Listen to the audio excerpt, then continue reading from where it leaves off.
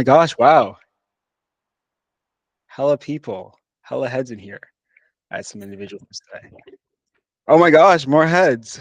Okay, this is kind of crazy to me because I didn't really do a lot of like, as I said before, a lot of promotion. Okay, so I'm Carson. If this is the first time you're on one of these like Q&A calls, um, my goal of this is just to like break down the kind of like barriers when it comes to like connections and admissions, because a lot of people feel like they can't get in somewhere, or they don't see the connection between where they are now and themselves at their dream school.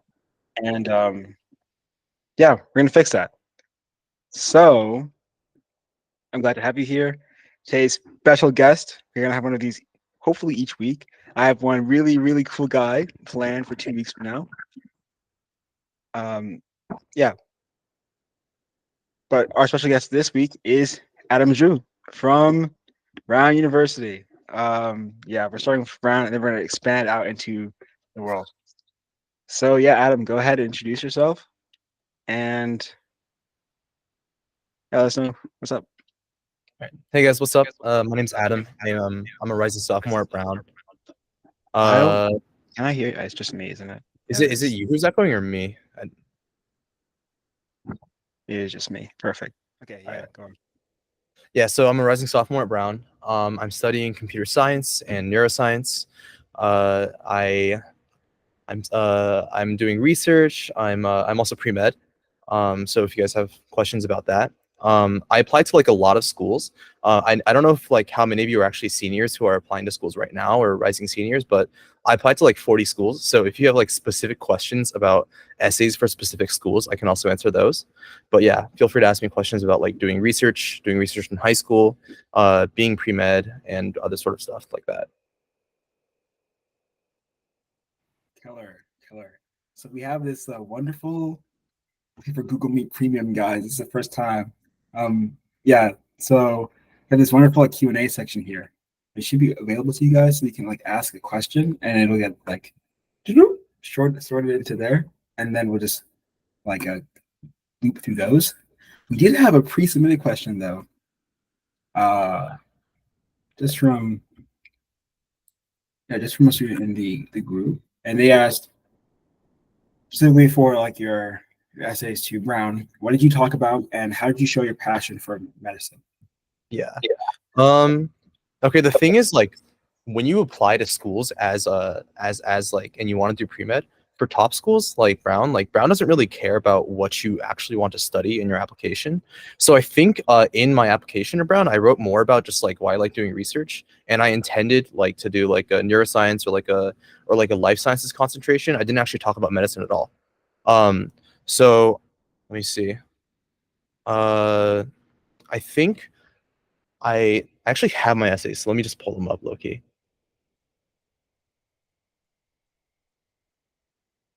Yeah, at least I thought I did. Oh, I did. All right. So Brown. So in our year, they asked a why major essay, like a challenge by perspective essay, and a and like a and like a something that brings you joy essay. So I think for why major, I basically wrote about how I thought like life science was like a combination of a bunch of different like subjects and sciences, like like I mean I feel like there are lots of aspects of biology that can be enhanced by like knowledge of other subjects. Like computer science you can apply to like doing like quantitative tasks in bio, so I talked about that. I basically talked about how like I had a bunch of different interests and how they all converged in some way in terms of in biology. So that's one thing that I talked about for Y major.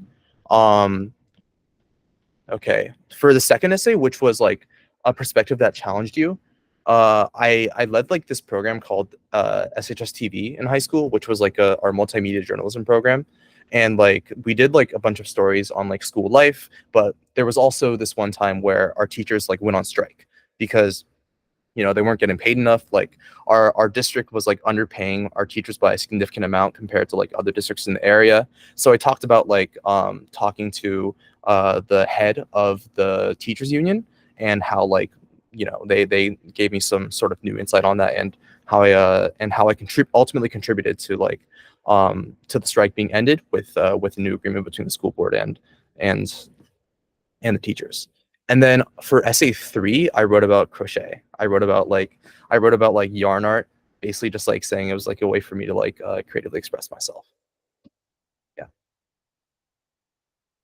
Awesome, awesome. So that's a really good like Oh overlook shit, of. there are hella questions. All right, let's see.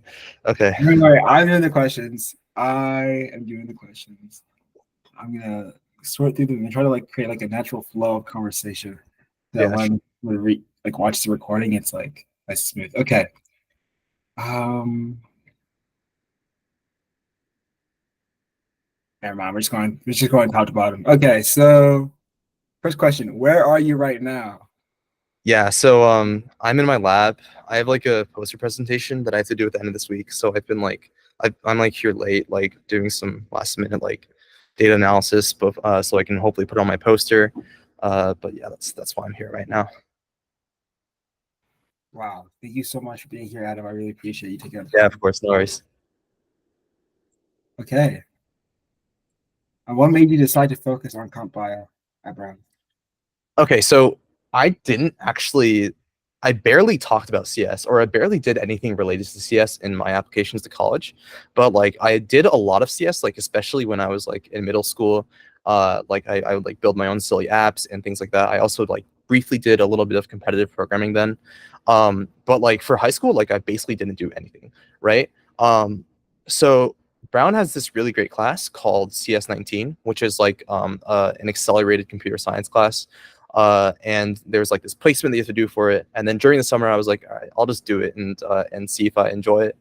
But like it was really good to like code again and to like be able to do CS again. I was like, wait, I actually really enjoy this, right? So like basically for my fall semester, I did the accelerated CS class alongside, you know, some pre-med requisites and like an English class.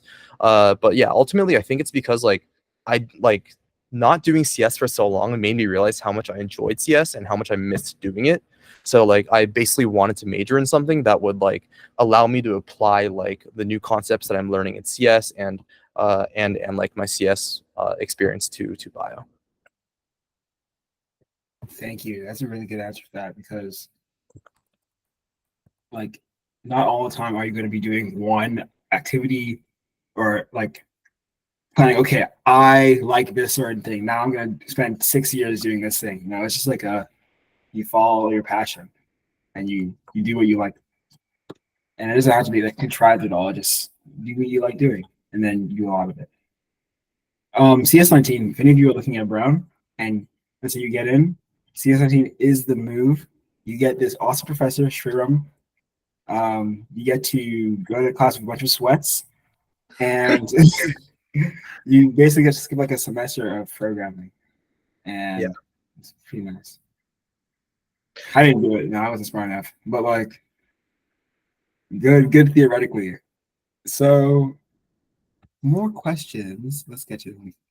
I don't want to keep you all waiting too long. Last time we went 2 hours, I think, with wasted. Wow. Yeah. Okay. So that was your question about comp bio.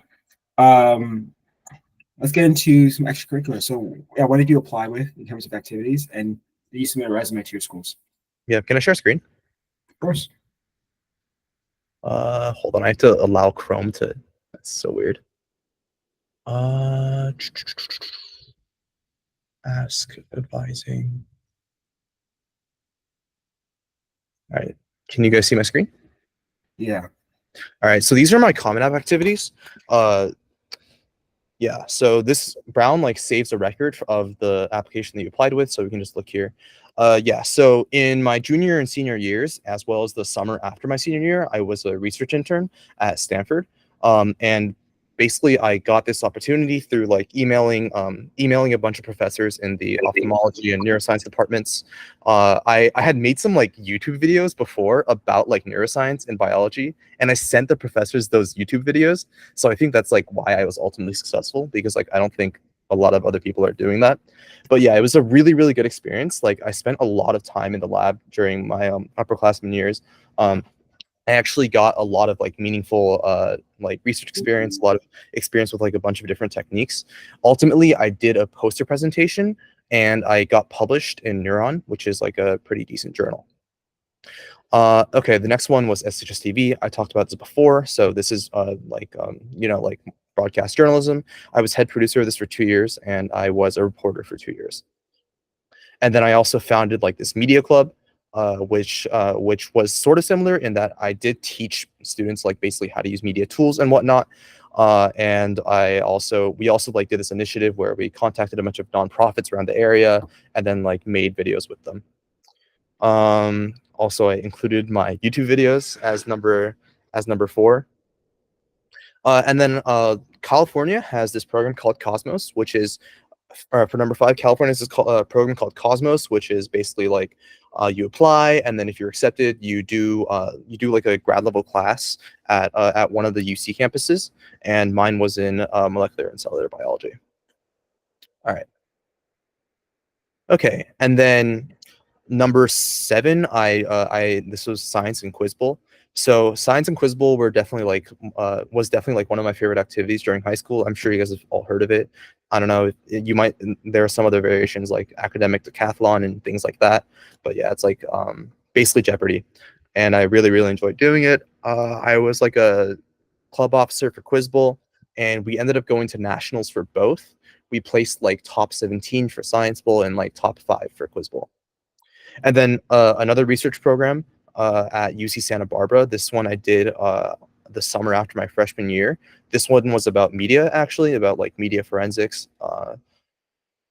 And then number 9 was like this nonprofit that I did with a friend in 9th grade, and basically we like interviewed doctors and talked about like what their day to day looked like, and we called it like virtual shadowing because this was like during COVID.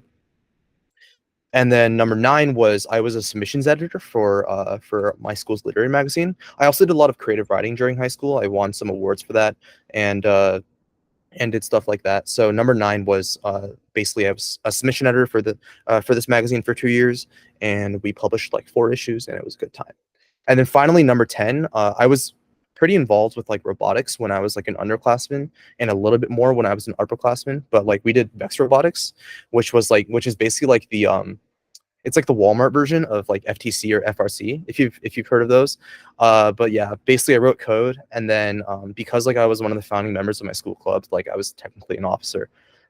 But yeah, so those were my 10 Common App activities. Yeah, and this is my Common App. Yeah, so those were my 10 activities. Awesome. What do you have in terms of let me just ask like context. What do you have in terms of awards to go Okay, on? we can look at that. Yeah. Yeah, here. So first, I was top 200 for my for the USA Biology Olympiad, which is like the selection test for the IBO, International Biology Olympiad. So I was an Olympiad kid. I also I won national recognition for my writing. It's like there's like an organization called NCTE, which is like the National Council of Teachers of English, and they host this like yearly writing competition. My school gave me the Harvard Book Award, which like they give to their best student in the humanities and sciences.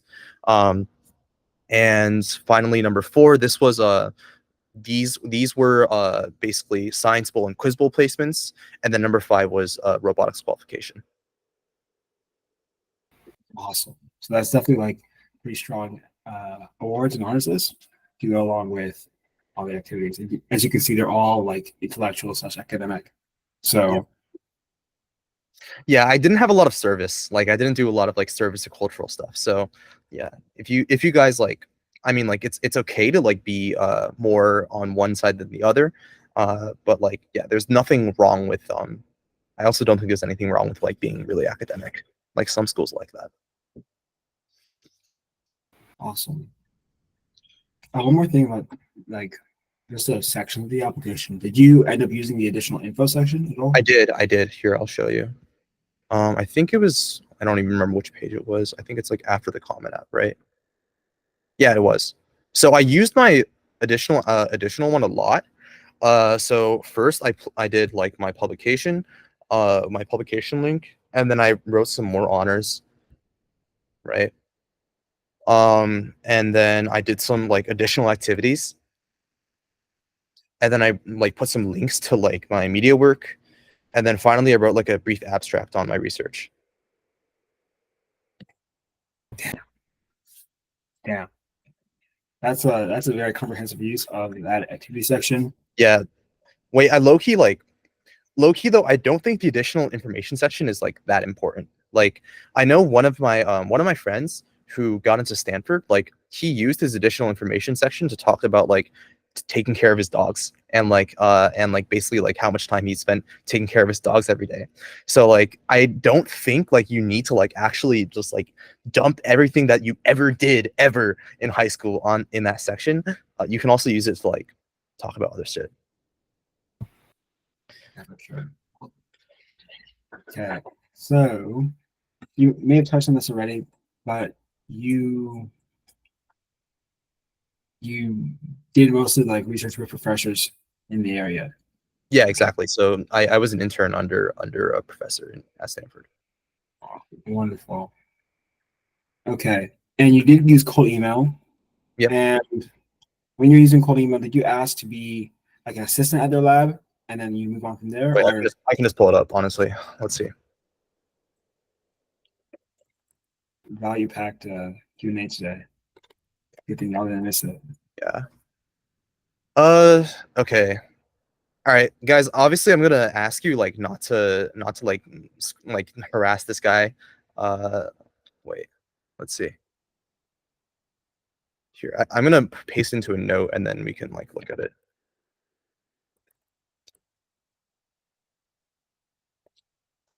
Here. Present something else. Oh, I can't. Okay. Wait. I'll put it on like a. Sorry, this is kind of scuffed. I'll put it on like a Google Doc. Just give me 1 second. Shouldn't take that long.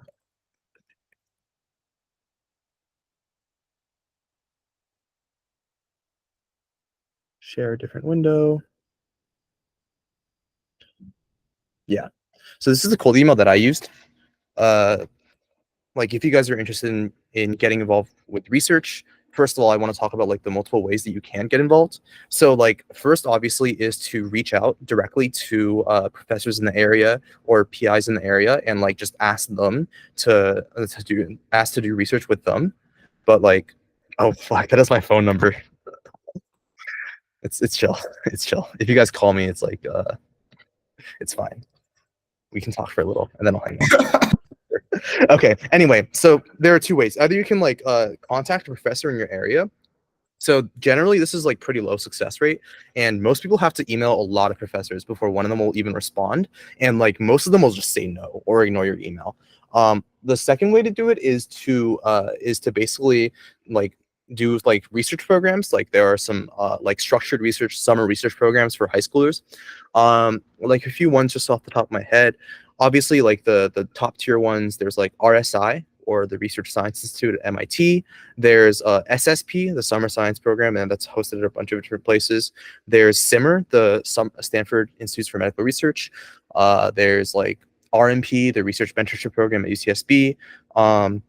There's Simons. There's like yeah, there's a bunch of them.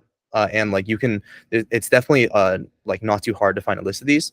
As for my cold email, like oh my god, I'm really just doxing the hell out of myself here. But yeah, so basically it's just like you have a few lines of introduction about a few lines of introduction about yourself and like about what you're interested in and like things that you've done to like pursue your interest in research and then like a paragraph about like why you're interested in their research specifically.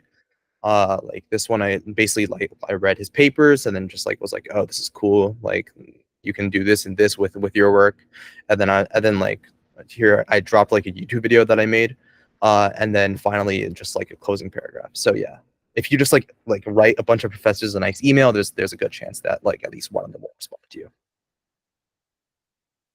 Great, thank you. And thank you for even linking Here your I'm gonna yeah. go back to my call now. Okay, we got one question asking if a student is currently doing research outside of like the country their like gold professors are working in, can they like cold email them? Like they're doing independent research outside of that country. outside of like, okay, so like you're a US citizen and you're doing research with someone from Europe or something, or like not what is from it? the US. One, sorry. Oh, so they're international and they're doing research with someone from the US. Or independent research. Oh, they're doing, wait, so what's the question? They're doing independent research and they're asking what? They're cold emailing professors outside of their country. Oh, yeah. I mean, I don't see why, like, again, like, it's going to depend heavily on the professors that you email and, like, the work that you want to do. So, like, I think practically you probably won't be able to do, like, wet lab work with that because, like, you have to be, like, near, like, your lab if you want to actually do, like, wet lab research. But, I don't see any reason why, like, people would just, like, shoot you down if you want to do, like, remote work, like, CS stuff or, like, data analysis stuff. Um, yeah. I think it's totally doable. Again, I don't really have any experience in it though. And yes, you were wet lab, correct? Yes, I was allowed. Wonderful. I also want to share a little bit because the most like I cold emailed some people and honestly like I kind of got bored and tired after like 10 not responses. So I was like, you know what? Let me just like go harass people in person where they can't run away from me. Which sounds really bad. No, I can't believe I just recorded this. Oh god. But yeah, like if you do have that available to you, talking to like people in person, it's a lot harder for them to like say no. Yeah. And you can also convey that you're like an interested, intelligent person that they want in their lab a lot easier. So if you get on foot, go to like the nearest person with a PhD or something, and then ask them to like basically get you into the space. You probably have a higher conversion on that than cold Yeah. email. That's available to you. Oh, and also like one thing I want to emphasize is that like if you're like interested in humanities or social sciences, like there are like there basically I'm trying to say that like like a lot of people do this for like science and like CS and stuff like that, but I think there are also like opportunities involved for like humanities and social sciences. So like just because like what we're talking about like mainly applies to like CS and like biology, like you should also not hesitate to reach out to like humanities and social science faculty around you and see if they're willing to take you on. Obviously, it's very different work though. Absolutely. Thank you. Thank you. Thank you. Thank you. Speaking of humanities, first of all, did you have like any inspiration for creative writing for people? Any any like anything so What did you write about, and what do you think? oh okay yeah. So I don't know. I think like me falling into creative writing was like super like serendipitous almost um because like I had no interest in writing until like I was like a junior in high school, and then I had this like really great English teacher who like basically said, "Oh, your writing's pretty good, like you should do it more." And she gave me like a lot of different opportunities. I ended up taking like a creative writing class with her the next year after that. But yeah, so I wrote like essays, like literary analysis essays. Like at first she was like, "Oh, your essays are really good." And then like so we submitted my essays and like a personal narrative that I wrote to NCTE, and then I got recognized. But yeah, so like I wrote a lot of personal narrative. I wrote some flash fiction. I wrote just like a little bit of poetry.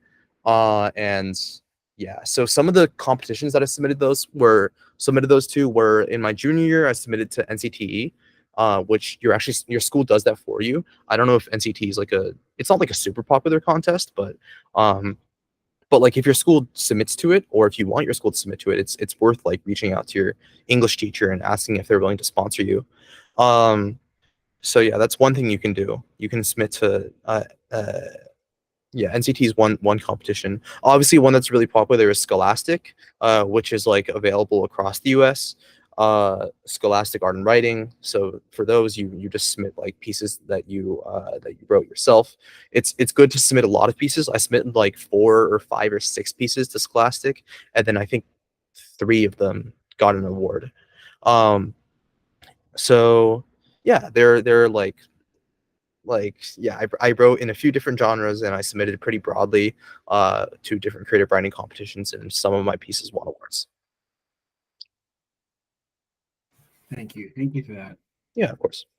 I also love writing. I never took it to the extent that you did, and I feel like I mean like we could have been kind of swap places of our experience in writing if like I put the hours that you did into writing and maybe not into something else. So if you enjoy writing people, then maybe just delve into that. It Yeah. doesn't have to be a specific subject area, just if you want to write about. Okay. Um, where did you learn how to animate? Animate. Animate. Uh, like for like my YouTube videos. Sure. Okay. Okay.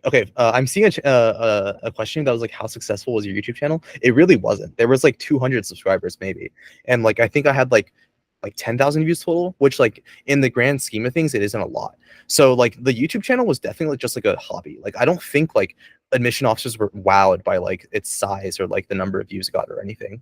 Um, so uh let's see, for like in terms of like how I produce the videos, I did all my animations in Adobe Premiere. My school provided a free subscription to all the Adobe products, so that was really awesome. But yeah, all the animations were done with Adobe Premiere. Wonderful. And I kind of just like taught myself, by the way. I just like watched like all my tutorials. Um, unfortunately, my Beyblade YouTube channel does mod yours, Oh, and oh, we're not oh, like that's the 300 subscribers. So yeah. fortunately, you're not on my level, but you're close though. I didn't put that on my application. It was not something I really cared You about. should have, bro. You should have.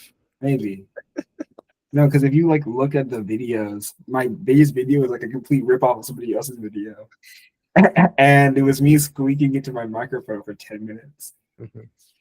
Okay, What a back to the point. But doing courses on Coursera would be a good extracurricular. Would doing courses on Coursera? Yeah, Um, I think it might be worth mentioning, like if you get certificates from like Coursera courses, like if you like in your additional information, you can say, oh, I did these courses at Coursera, and I like it definitely shows that like you're like take initiative to learn about things. But I don't think it's like a personally, I wouldn't consider it like a fully fledged extracurricular activity. Um, yeah, yeah, like ECs are like generally like not like classes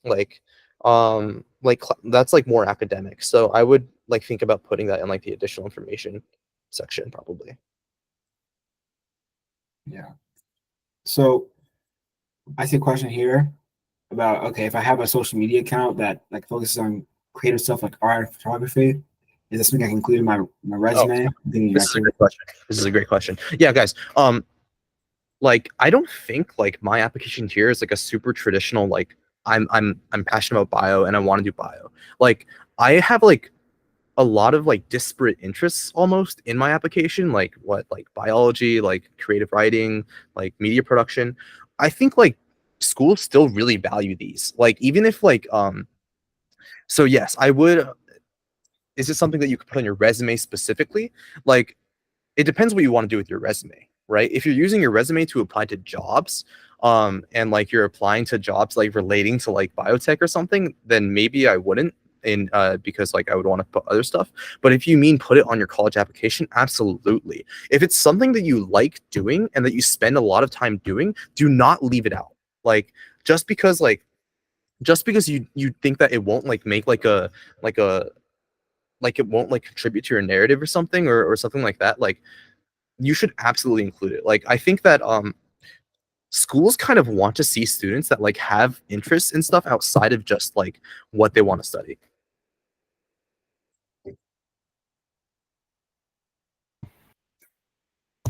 Because that's how like normal real humans work Yeah, generally. exactly. Nobody does 10 fucking, sorry, pardon. Nobody does 10 biology related activities, you know? Yeah, it's just weird. I'm sorry. That's just strange. I mean, like maybe you're extremely cracked and you won what's it called IBO 10 separate times for since you were 6 years old. But like Yeah. the underlying question of all that is like, how are you going to contribute to campus? And maybe you are the next Jane Goodwill or whatever. But like, Gene Goodall. Yeah. I was thinking of like Goodwin and Goodall. So, anyways, Nah, but same like, difference, bro. yeah, think about like being a normal human. Okay. What can we do in terms of research if we are underclassmen? Would wet lab research be possible? Yes, it would. Would we have to do independent comp bio research? Does that have much experience with programming and AI? Yeah, experience. Yeah. Okay. So I didn't do research as an underclassman, right? I think that with doing research when you're like 14 or 15 is like kind of crazy to me. I know people do it, but definitely I haven't heard of anyone like doing wet lab research at that age. Like for example, Stanford like had a strict age limit for like when you could actually be in the wet lab. Like you if you had to be older than 16 to like do an internship at Stanford. And I feel like other schools will generate schools will legally like cannot allow like 14 and 15-year-olds into wet labs, right?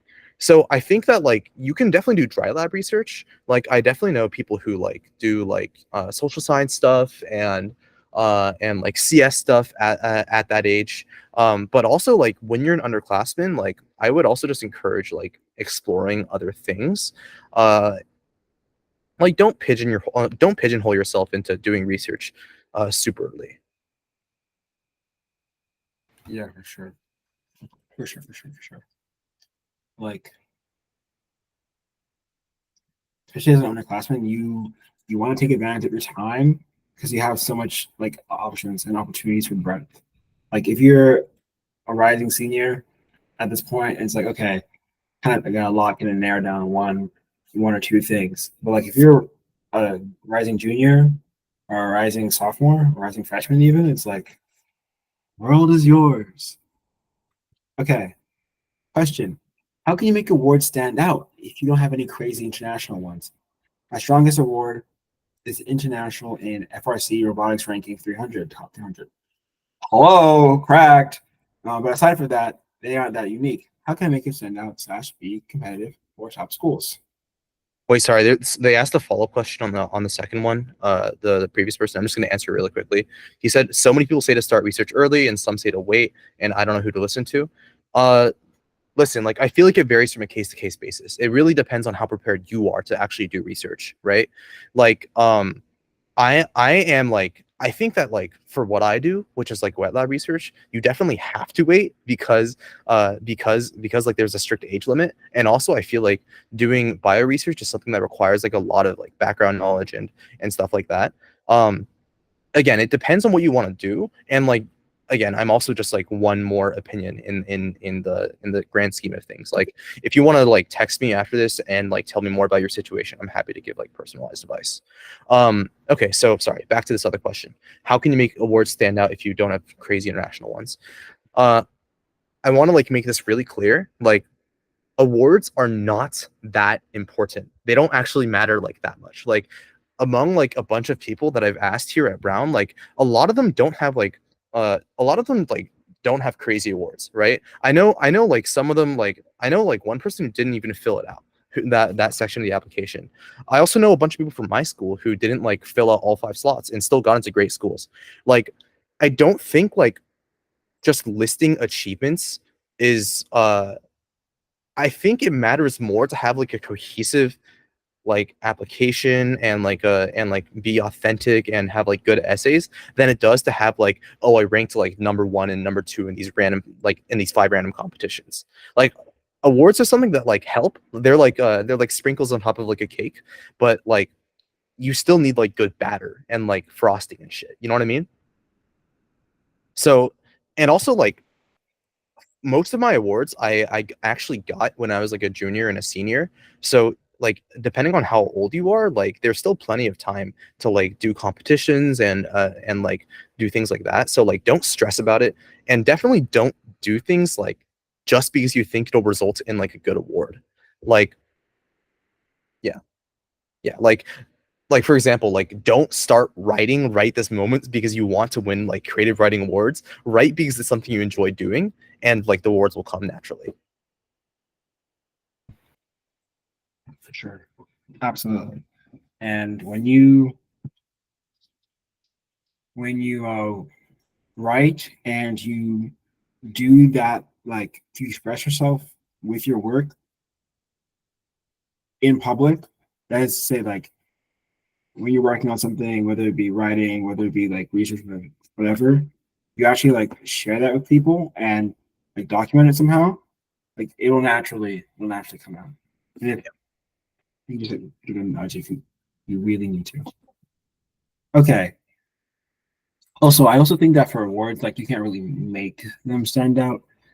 Like with extracurriculars, you can maybe like word them really nicely, which is kind of an upcoming course. But with awards, it's like you did this or you didn't do this, and you have a little bit of leverage with like percentages and like ratios or whatever. But like otherwise, you've got what you got or you don't got, and it's fine if you have something in one area, you don't have something, or you don't have something in another area. It's fine. It's not that big of a section.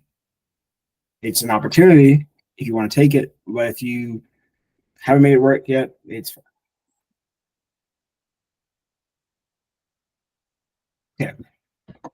Did you compete in science fairs? No, I did not. Um, yeah, so science fairs are something that you can get involved in. I think they're cool, but I personally never did them, and I can't really give you advice on like how to do well in them. Um, but yeah, you definitely don't need to compete in a science fair to like get into college. I did a science fair. It was for physics and astronomy. I don't care about either of those things. It was also a really bad like research project where I microwaved rice in my fridge, but I waited until like the very last minute. So I had like no clue, like I didn't have like a research methodology or anything. I just said, okay, I need to measure how long this rice takes to cool down. So I took a container of rice and I microwaved it 50 times in an hour. And I took the notes down and submitted to my science for the next day. And then It's I went to states. So it's like how you get started with it. If you can find a good partner, I don't know. Sometimes fairs don't have that as an option. If not, I would say really focus on the concept and making sure you execute like a a science project that actually like contributes something. That's not just like microwaving rice or like doing something that's like duh. Like you actually want to be like asking a serious question and trying to not reinvent the wheel, but like discover things in that way. Wait, Carson, there are some questions from Nasser that are kind of getting buried. Like this, okay, there's one that's really quick that he asked like 30 minutes ago. Mm-hmm. It was okay, how did you apply to so many schools? Did you reach the limit of possible applications? Okay, so yeah, Common App has a 20 school limit, but there are some schools that have separate application platforms. Like first of all, the UCs are not Common App, so that was like 27 right there. 20 Common App schools plus 7 UC schools, and then for the remaining ones, I used Coalition. I think now it's called Squire, SCOIR. So yeah, if you want to apply to like a lot of schools, you should use Common App, and then so you would have to like use Common App and Coalition and like a bunch of independent like application portals.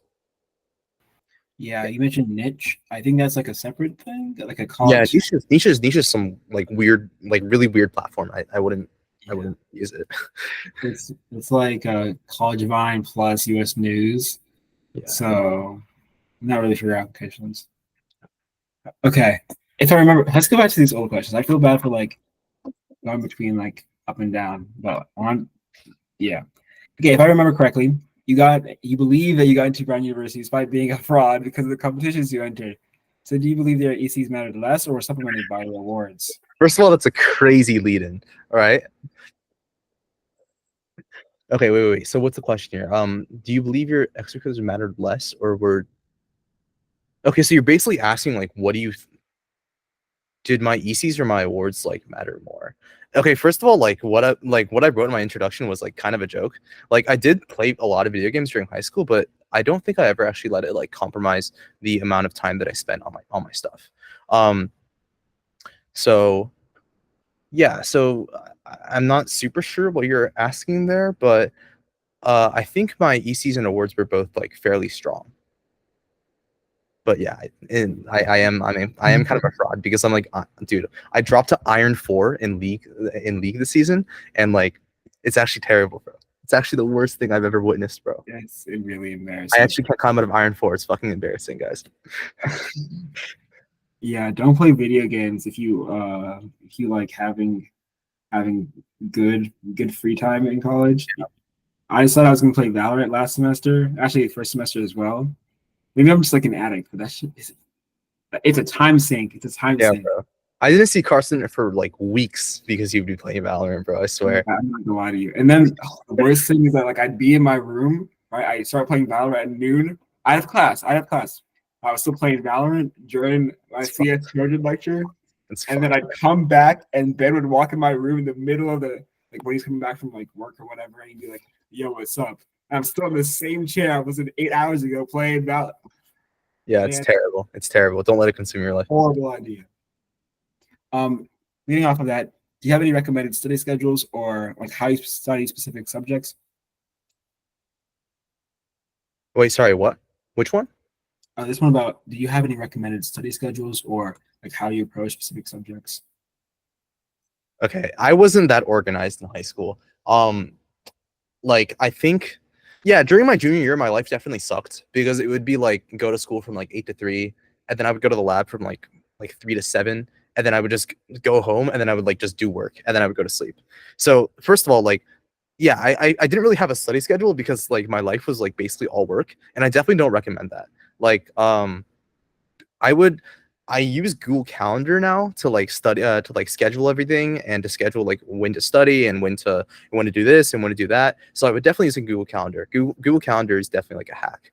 Um, but I didn't have any like specific like oh wait, I mean there's this thing called Pomodoro. I used Pomodoro a little bit when I was a senior. Uh Pomodoro's cool. Like basically it's like a timer and then you do work for 25 minutes and then you rest for 5 minutes.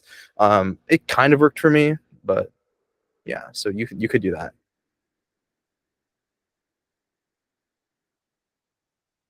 Awesome. Yeah, that's definitely one thing. And I Wisdom said the same thing, or he didn't say the same thing. I had to make him say it because if you were here last week, Wisdom Fondu is like the biggest Pomodoro Yeah. advertiser. Wisdom's a big Pomodoro guy. Yeah. And it's just like a system. You gotta have a system, especially like into college. Because I mean, I know me personally, I had like a whole childhood of being like told I was really, really smart. And I developed, or rather, I didn't develop a work ethic. And then first semester of college really beat that work ethic into me. So try to have that system if you can. Did you have any SAT tips? Okay. What score did you get, and what did you prepare? Okay. I took the SAT in the I took my SAT in the August of my junior year and I got a 1580. I think I studied yeah, I studied basically the way I studied was I just like did practice tests and then I looked at the things that I got wrong and then I was like, okay, why did I get this wrong? And then I didn't get it wrong. But like I don't know. I feel like I can't really give you good advice on improving the SAT a lot because because I took the SAT once in 8th grade. Fucking sweat, I know. And like I think when I actually started studying for the SAT, my score wasn't that far off from what I wanted to get. So like I wouldn't like really know how to like give you like really good tips. But yeah, I think the SAT is like above 1550, it gets really random.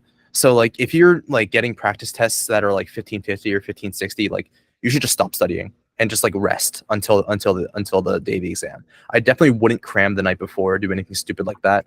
But yeah, so like during one of your summers, like dedicate time towards studying for it. Just do practice tests, see where you're at, and then yeah, once you're where you think you are, stop studying. You don't need to study anymore.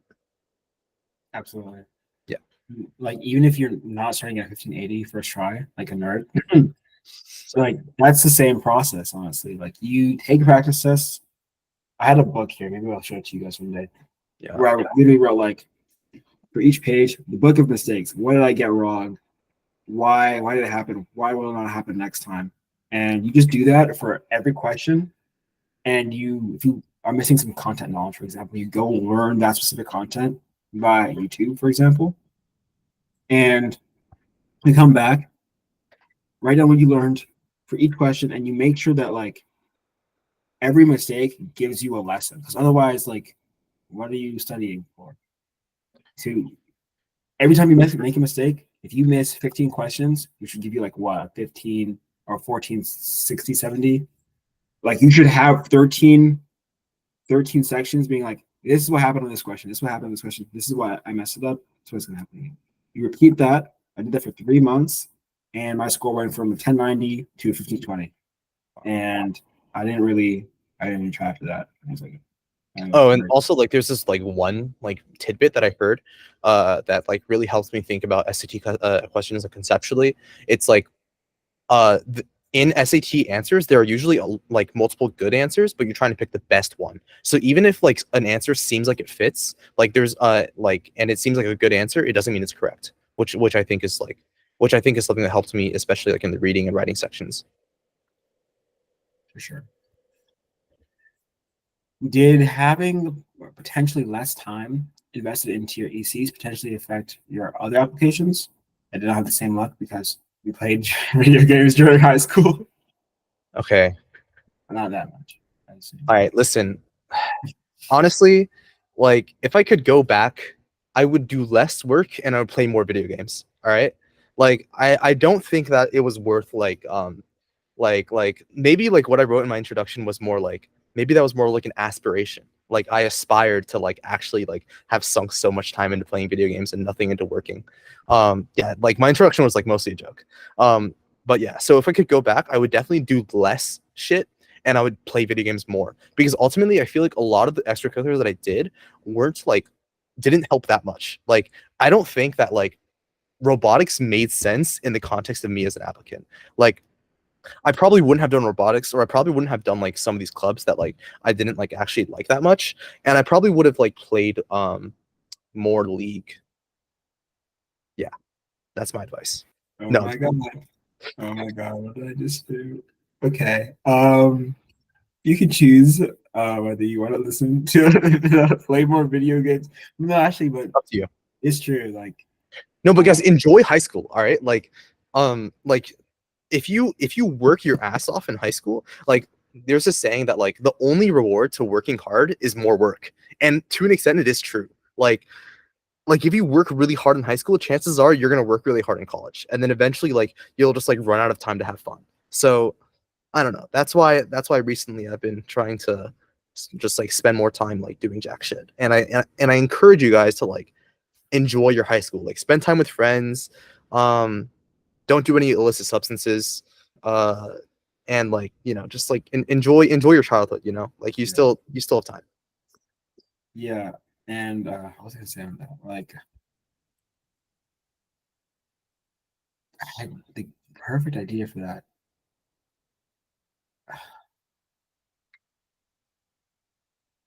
Yeah, so more work gives you more work. Spoiler alert, after you apply to college and you get in, and this is kind of like obvious stuff, at least for me, and it's like matter of fact to you, but like maybe you'll discover that as you go through the process, your emotions don't necessarily match up with like what you know is fact and reality. And you maybe just need like a more like bird's eye view to see what went wrong or what's about to happen. So you're about to apply to go do more schoolwork. Like you are signing Yeah, up and yeah, paying exactly. multiple uh, five figures to go do more homework for the next 4 years. So, like, keep that in mind. It's not necessarily like like a movie. It's you're going to do more work. That's it. Like you're applying to do more work, and you're not going to get paid for it. You're paying for it. So look forward to it. Yeah. But also appreciate like right what you're doing right now. Okay. Let's see. Okay. Now Sarah has another. Oh wait. Okay. First of all, there's this easy question. Did you have any hooks? So yes, I had sibling legacy for one of the colleges that I applied to, but I ended up getting rejected. So like it didn't actually help. None of the schools that I got into, I had hooks for. Yeah. So that's that. Yeah. Carson, you want to pick the next question? Yeah, let's go. So,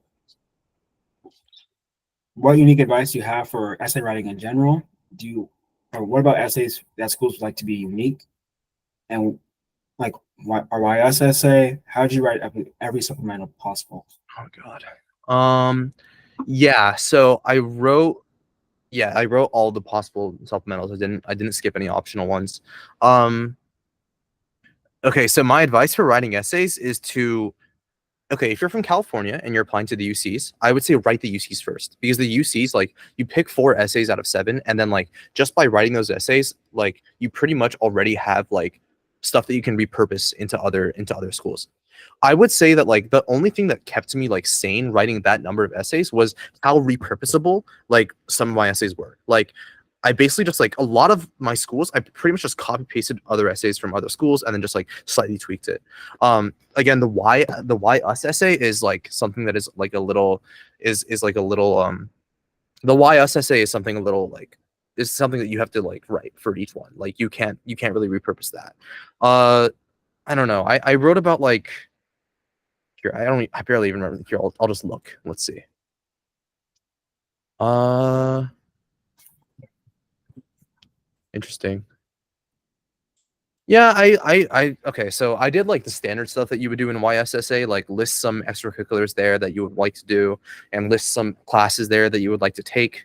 Uh, I think for my I think like for the ones that were really long, like the 650 word YSSAs, which are crazy. I don't know how you can write 650 words about wanting to go to a Cornell, man, Cornell Northwestern do that. yeah. Like your school is not that cool, bro. You don't need. I don't need 650 words to say like. You miss 550 word essay is actually stupid. But what I did was basically I structured it so that like I had my 3 interests, my 3 main interests, which were biology, multimedia, and creative writing. And then I talked about how each like how like the stuff that I would do at each school that would support that each of my unique interests. And then like I would always just like, but yeah, like YSSAs like I've seen some really good ones where like you're really where like people are really creative about writing it. I think one that I wrote okay, well I didn't get into that school, so it doesn't even matter.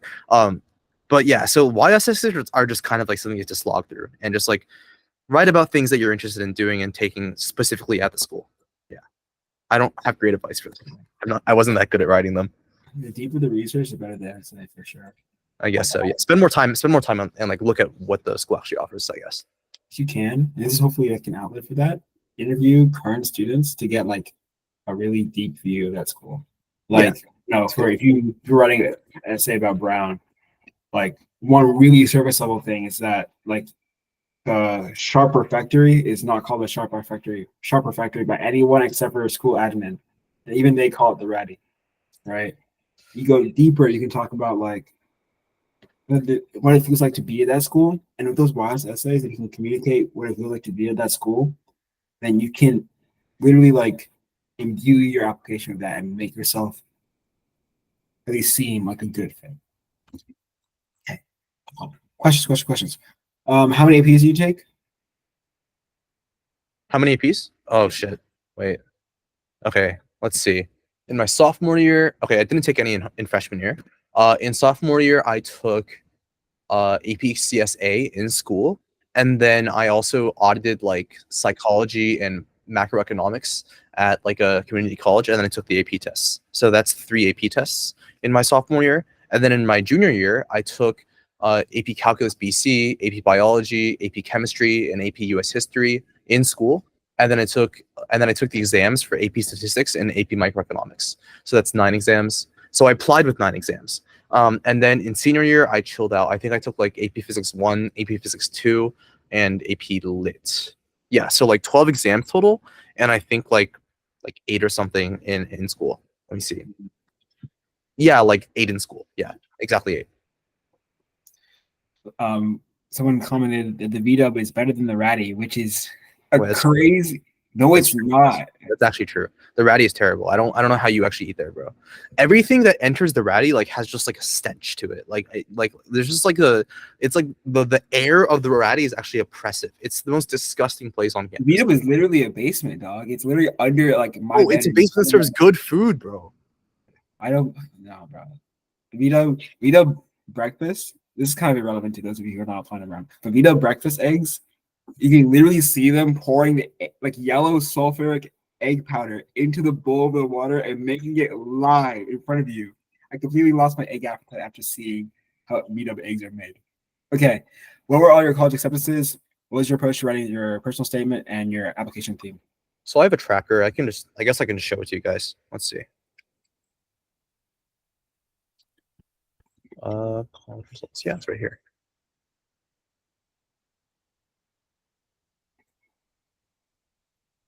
Okay. All right. So you guys can see that. So yeah. So I applied to all the UCs. I got it. So this column is the result. Actual is all the UCs. So I got into all of these. I got rejected from most of the top schools, most of the top tens, except for Brown. Brown and U Chicago. U Chicago I got into off the wait list. And then yeah, I got accepted to like most schools under top 10. Uh and I got rejected from most of the Ivies. I got waitlisted at 3 Ivies and then I got into Brown. Yeah. And then yeah, so like a lot of the schools like between 10 and 40 I got into, like most of the schools above top 10 I got rejected from. Sure. And like, I guess for that process as well, when you're in the middle of the process, like you also don't have like this overlook of everything that happened, right? It just seems like it's like Subway Surfer. Like when you're in the middle of the game, you're just looking at the train right in front of you, right? That you're about to run into. But when you get the super like the jetpack, you're up above and you see like all the trains and you can like go to whichever one. So when you're in the middle of the process and you just got rejected from the last 4 schools, like you don't know the next card you're gonna pull. So it's gonna be fine. It's gonna be fun. Okay. Would you recommend to be involved in many student organizations or only focus on a few? Okay, so if I was involved in a lot, but if I could go back, I would only be involved in a few. I think there was like a lot of like student orgs that I didn't really care about that I was like involved in high school. And like so basically everything that I didn't list in my top 10 activities, I would not do any of them. Yeah, so I would focus dedicating your time to things that you really care about and things that you really want to spend time on. Don't waste your time on doing stuff like just to look good. Um, okay. Let's hit this next question. Would you say that non-research internships in a company / nonprofit boost your application? Yes. Yeah. I've heard people say that it might be better to spend that time doing research / Olympiads. So in general, I would warn against having this sort of like opportunity cost mentality to like the way you spend your time in high school, right? Like just because other people are doing X doesn't mean you have to do X. And just because I did this to get into school doesn't mean that everyone who like doesn't mean that you should do this to get into school. Do the things that you care about, right? Because if you do stuff just for like the sake of getting into college, like people can low-key tell, and I feel like AOs can low-key tell too. So like do stuff that you care about and don't worry about what other people are doing. Great. Can you give a timeline of your publication at Neuron? Like when you started, how long did it take you to research, and how long did it take you to write and publish the paper? Okay, so the publication on Neuron, I'm gonna be like fully honest. Like the vast majority of the work I did not do, obviously, right? That's how wet lab publications are. Like it's very rare for like undergraduates to have like to take over an entire wet lab research project, much less high schoolers, right? So I think for that one, basically I ended up doing like some data analysis for like one of the figures in the paper. Like I think it was like like just some like just like some data analysis stuff, and then they added me on, and then like so basically they started the project like a year or 2 years before I even joined the lab, and then I did some work for it at the end, and then then they added me as one of the authors. They submitted, I think, again, so like this is specific to this publication, but first it got rejected from a few journals, and then for Neuron, I think it was like, yeah, so after 2 weeks they sent it for peer review. Yeah, they did a round of revisions. I think from like submission to acceptance, it was like maybe like 10 months or like 9 months. So like these like traditional like science journals will take a long ass time to publish your stuff. I'm gonna be honest. I just got super lucky. Like I got super lucky that that first of all, my advisor like wanted to advocate for me and to put me on this. I got super lucky to join this specific lab, and I got super lucky that it was a publication in a great journal. So don't expect to replicate the same amount of luck. Yeah, for sure. Like chance is chance, but cool saying is that volume negates luck. So keep on doing more of what you're doing, and luck eventually finds you. Okay, how do you choose between coming up and Crestbridge? I can't really answer this. I didn't qualify for Crossbridge. Yeah, it does a lot. If you are available to do Questbridge and you don't mind being like committed to one or two schools, like whatever school matches with you, if it's not like MIT, for example, I think you should do it. It's a great option for your applications. I will bring more Questbridge kids in here specifically to answer those questions because I feel like we have opportunity to answer more and more different kinds of questions here. Okay. Did you leverage the professor that you worked with to strengthen the research at EC? I got MIT and Columbia alumni to review my research, and I wanted to include that, but I don't want colleges to see me as privileged, as I had the network to be able to achieve that connection. Okay. I don't know what that means. Leverage the professor that you worked with. Again, so the research that I did was like his project, right? It was a project that the professor originated. I was basically just like a research assistant, right? Oh, Carson, can you mute? Hmm? Yeah, can you mute? Oh yeah. So obviously, like I got like a great letter of recommendation from him, but uh, but like I don't know what you mean by leverage really. So yeah, I got a good letter of rec from him, and yeah. So you don't want college to see you as privileged as you had to network. So in research portfolios, like MIT's research portfolio specifically, they will literally just ask you how you got the opportunity, right? You can say how you got it, but like MIT literally just says, okay, did you get this opportunity because of a family connection or because of cold email or because of this or this or this? And then like there you can just say, oh, I got this opportunity through cold email. So if you're really worried about it, like, wait, first of all, I don't think that like it really matters if colleges see you as privileged because like top colleges admit so many ridiculously privileged students. Like it's not a fair game, right? Like there are like hundreds and hundreds of like prep school kids who are getting into these schools who probably deserve it less than you. Sorry to be indelicate, who probably deserve it less than you just because they're rich and just because they're privileged, right? So like don't worry about seeming privileged. And yeah, there will be space for you to express how you got the opportunity.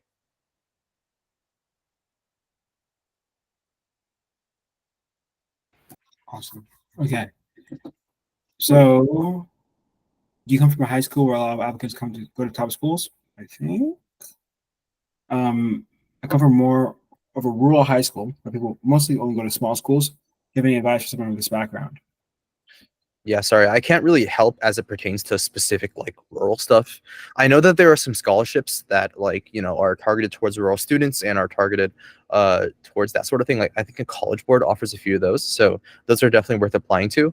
But I think the general principle is the same: do the stuff that you enjoy, do it to the max, and I don't know, just try your best. I can't really tell you a good like I can't give a good advice on this. I'm from the Bay Area, which is like notorious for being like a sweaty place where like which is like notorious for being sweaty and for sending lots of kids to top schools.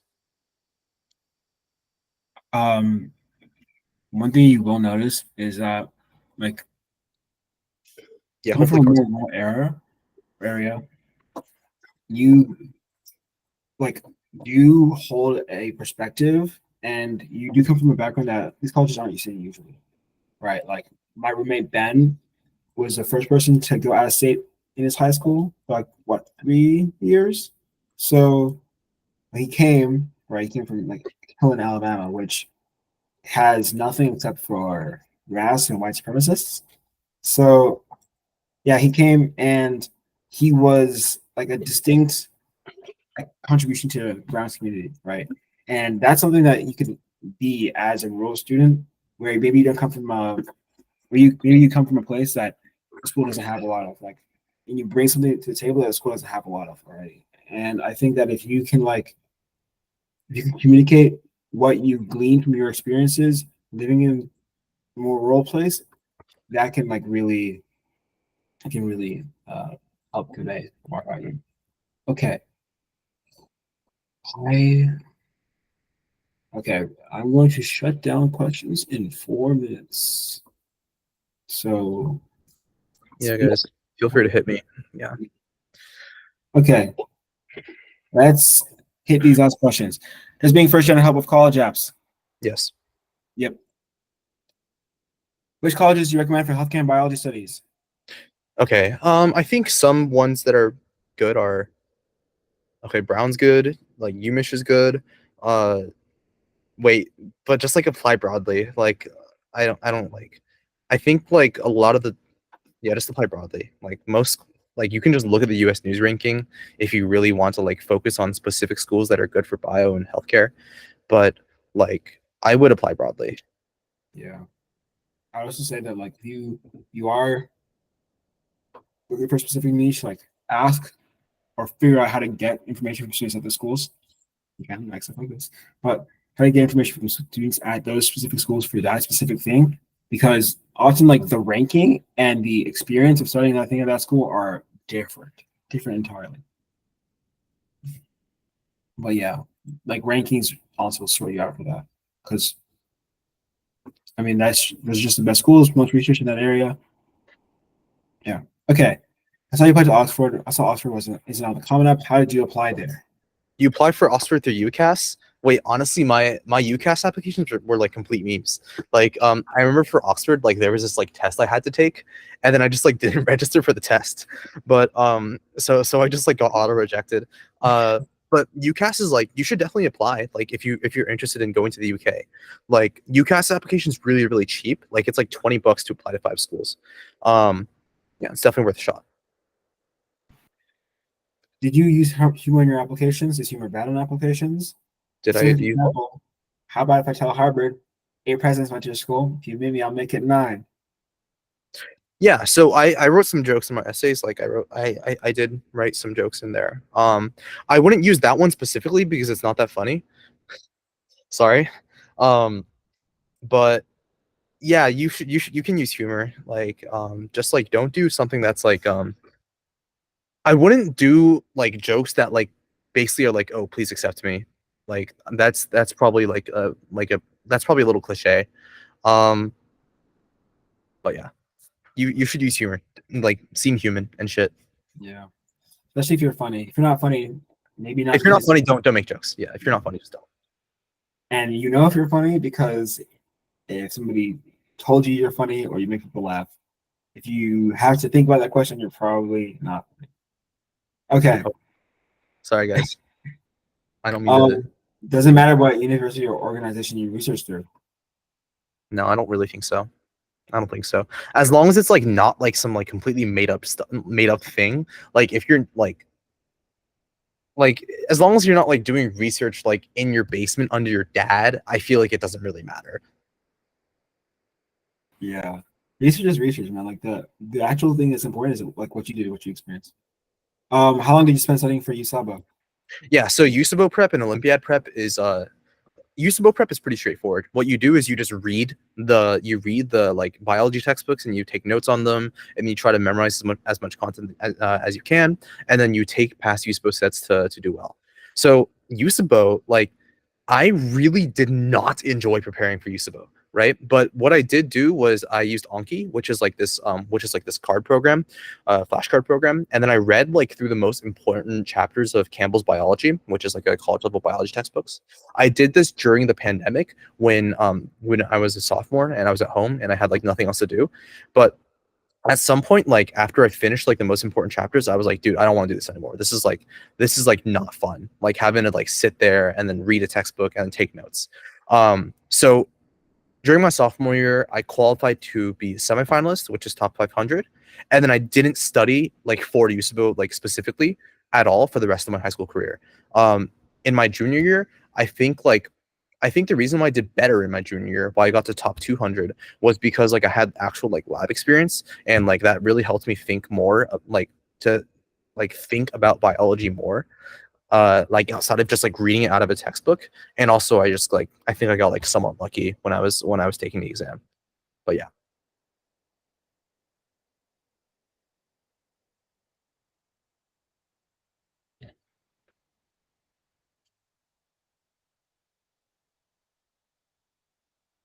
Carson, you're muted, bro. Yeah, so this other question, we kind of touched on it at 10:05. Yeah, it's just research. So even if you're doing it like with mentorship, without mentorship, at a nonprofit, whatever, like the actual important thing is that what you did. Yeah. Yeah. Wait, I would just avoid thinking about, oh, is what I'm doing better than this, or is what I'm doing better like worse than this. Like, don't compare yourself to others, and don't compare your stuff to like others. Like it's a little toxic, and also like it won't help you. Like just do the things that you enjoy and do the things that you I've repeated this 1,000 times. People have this misconception that like college admissions officers are like taking your application and they're holding up it against like somebody else's application, and they're like, huh, this one is this one good, this one good, this one is good, and then you just Yeah. throw one student out and take another student. It's like that's not how that works. It's not like the Hunger Games. It's kind of just like, is a student a good fit? Okay. Is a student like a really good fit? Okay. They are not scoring the prestige of your activities and then summing them up and then saying, you have to have above this score to like that's just not a thing. It's just like a how how high on the prestige bar can you go? It's not really like a competition here. Okay, should someone lower the income bracket if it's more than middle class? You should not lie on your college applications. Do not lie on your college applications. Guys, I promise you, there are a lot of rich people out of these schools you're applying to. So Yeah, they rich is like not to disadvantage you. for financial aid purposes. I can't endorse fraud, but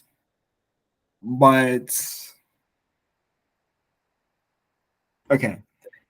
All right, Carson. How That's interesting. much is being first gen help? Yes, Probably a bit. I don't know. Like I can't really give you a number. probably the same amount as being like a rural student, if not more. Did Did any of you any, submit? Yeah, I didn't submit the additional resume. I submitted one. So basically what I did was I took my resume and then I uploaded it to the website and then I clicked upload. Okay, I'm kidding. But yeah, it's I think you should if you like have a resume. Like it can't hurt. But yeah, I made a resume like in Canva or something, and my resume in high school was like complete like trash. I don't think it'll be held against you. Yeah, it's not that deep for resumes, honestly. Like, Never that deep. honestly, like unless you have a really good resume, I have a really good resume template. Should I share it? I don't know. Yeah. But if you don't have like a stacked resume with absolutely important things about you, why are you even including it? Like, seeing more activities is not going to make the college accept you. I'm sorry. Like, 10 is already too much, in my opinion. Seeing another 20 on your resume is not going to change anything. Yeah. Were you able to turn a rate list to an acceptance? If yes, how? Yes. So I was actually able to turn 3 waitlists into acceptances, with Brown being one of them. I was originally waitlisted at Brown and then I was accepted. So yeah, the 3 schools that I got off a waitlist for were U Chicago, Brown, and Emory. U Chicago basically, okay, for anyone applying to U Chicago, first of all, if you're going to apply in one of the early rounds, right? And if you actually want to go apply in one of the early rounds, because RD, like their RD round basically doesn't exist. They basically don't accept anyone during RD, but they will pull a lot of students off of the wait list. So if you're going to apply to U Chicago RD and you have a really strong application, chances are more likely than not you're going to get waitlisted, right?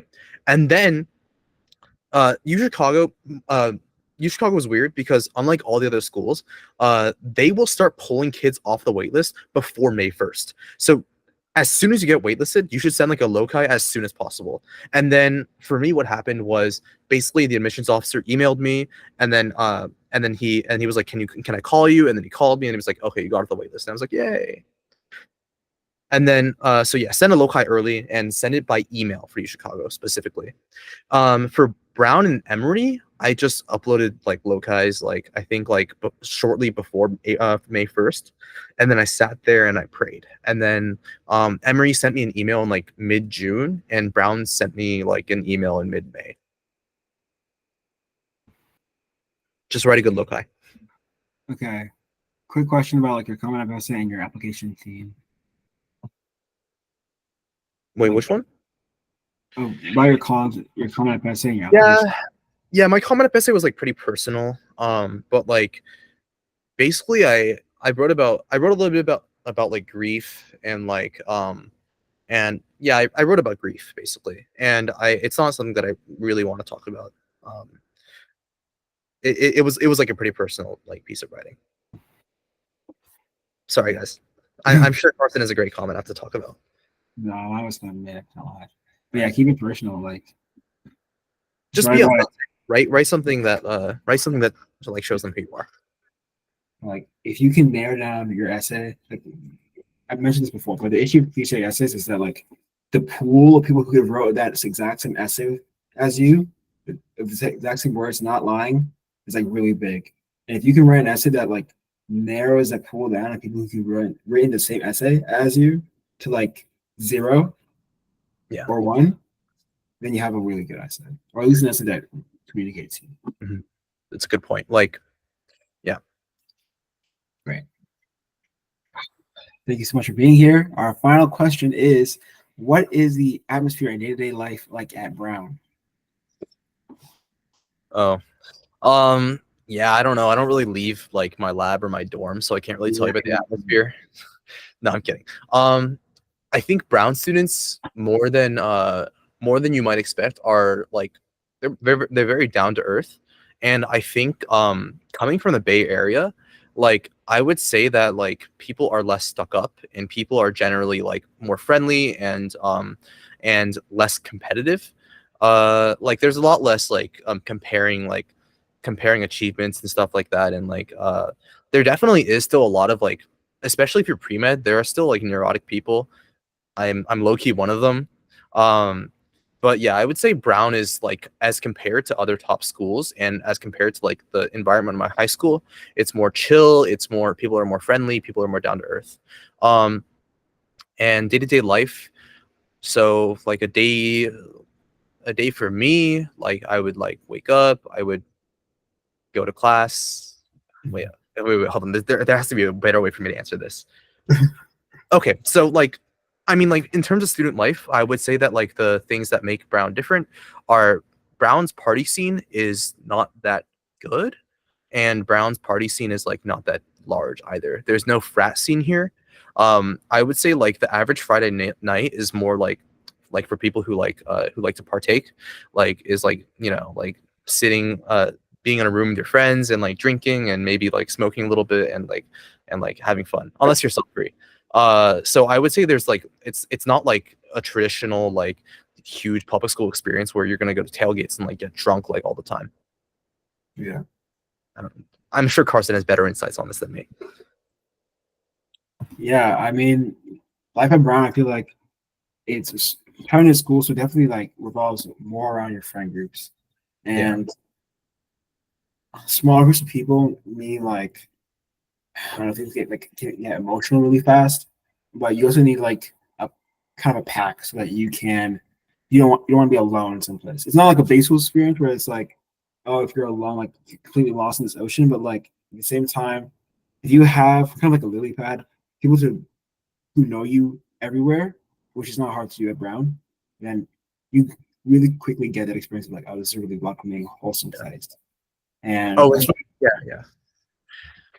Oh, and like personally, and like just like some advice, I don't like know where you guys are at in your high school journey or whatever, but when you get to college, like something that I would say is that like first of all, like don't try to like get people to like you. Like you should like focus more on like whether you like the people that you're around and only be around the people that you like being around, right? Like I feel like there's so much like pressure and like FOMO, especially in the beginning of your college experience, to be like, oh, I need to have friends. I need to have friends be friends with these people. I need to be friends with a lot of people. Just don't worry about it like that. And yeah, and also it's like it's totally like fine to like spend time by yourself. Yeah. Like I like basically just like don't feel social pressure if just don't feel social pressure. Yeah.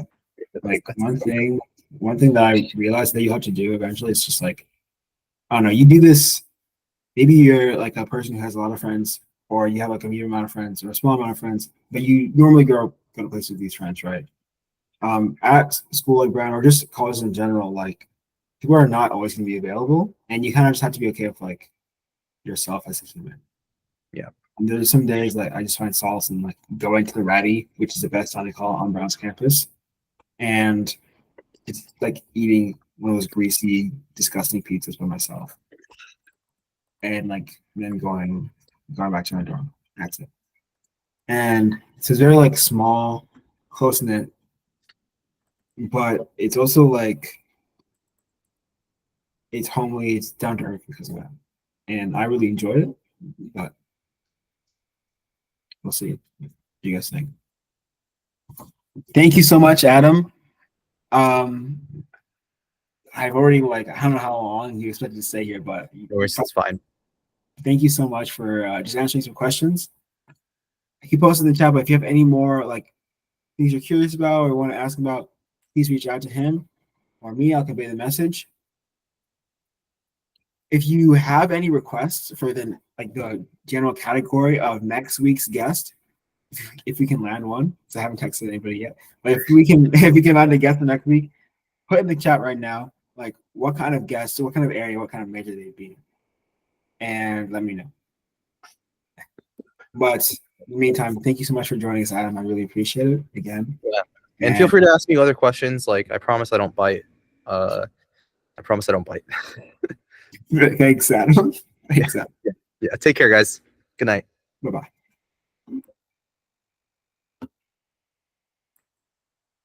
Thank you, Erica. I